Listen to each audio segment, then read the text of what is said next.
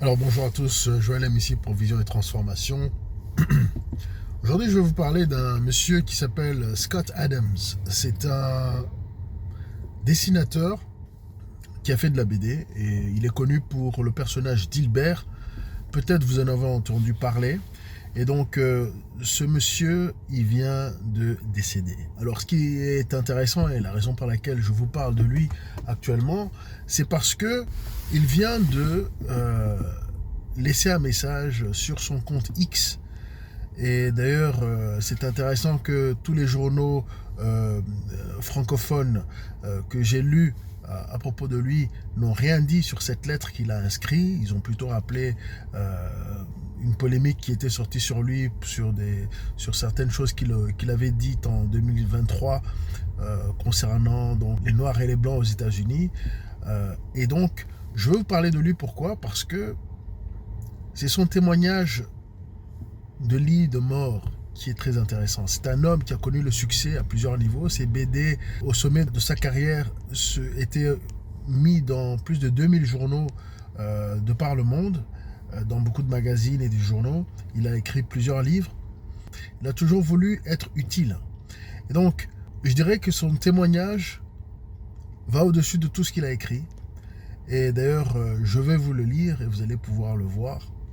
C'est que ses amis chrétiens, parce qu'il était malade, il est mort des conséquences d'un cancer à la prostate qui était métastasé. Donc, il est mort de cela. Il a eu le temps de réfléchir, il a eu le temps de préparer finalement son départ, ce que beaucoup de gens n'ont pas. Hein. Mais ses amis chrétiens lui ont dit, s'il te plaît, fais confiance au Seigneur Jésus-Christ.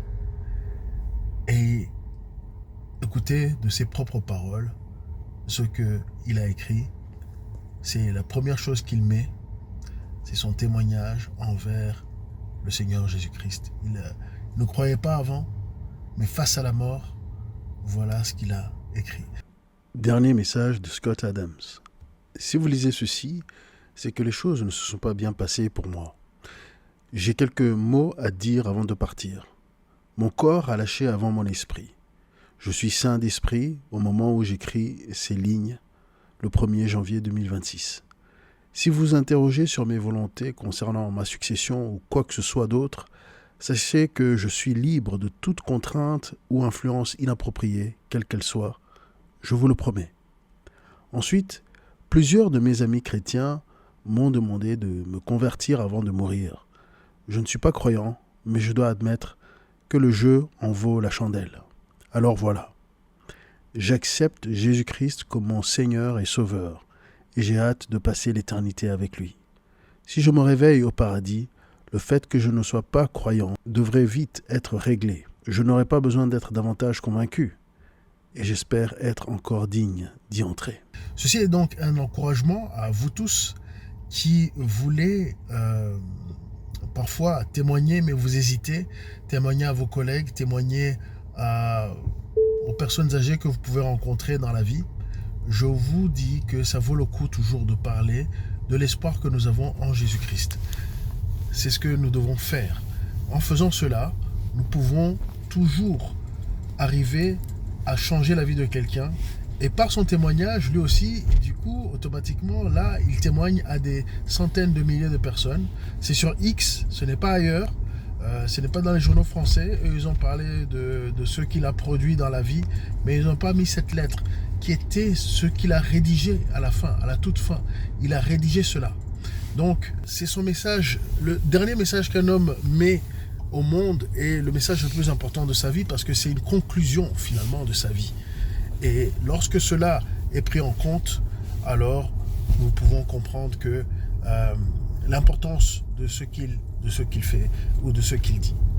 Et donc, je voulais vous encourager avec cela. Et c'est la première vidéo de cette année. Je vous dis donc toujours bonne année, bien sûr. Et n'attendons pas notre lit de mort pour témoigner de Jésus-Christ ou pour croire en lui, parce que la mort peut arriver à n'importe quel moment. Et nous ne pouvons pas savoir à quel moment ça peut arriver, même si nous pouvons avoir des promesses de longue vie. Et ça sera pour une autre vidéo, comment garantir la longue vie. Et c'est possible. Et ce n'est pas dans la science, c'est dans la Bible. Allez, bonne journée, à très bientôt. Avec votre permission, j'aimerais vous parler un peu de ma vie. Durant la première partie de ma vie, je me suis concentré sur le fait de devenir un mari et un père digne de ce nom, comme une façon de donner un sens à mon existence. Cela a fonctionné, mais les mariages ne durent pas toujours, et le mien a fini par se terminer à l'amiable. Je suis reconnaissant pour ces années et pour les personnes que j'ai fini par appeler ma famille. Une fois mon mariage terminé, j'ai eu besoin d'un nouveau but, d'un nouveau sens. Alors je me suis donné au monde, prononçant littéralement ces mots à haute voix dans ma maison d'ordinaire si silencieuse. À partir de ce moment, j'ai cherché comment, d'une manière ou d'une autre, apporter le plus de valeur possible à la vie des gens. Cela a marqué le début de ma transformation, de dessinateur de Dilbert à auteur de livres que j'espérais utiles. À ce moment-là, je pensais avoir accumulé suffisamment d'enseignements pour commencer à les transmettre.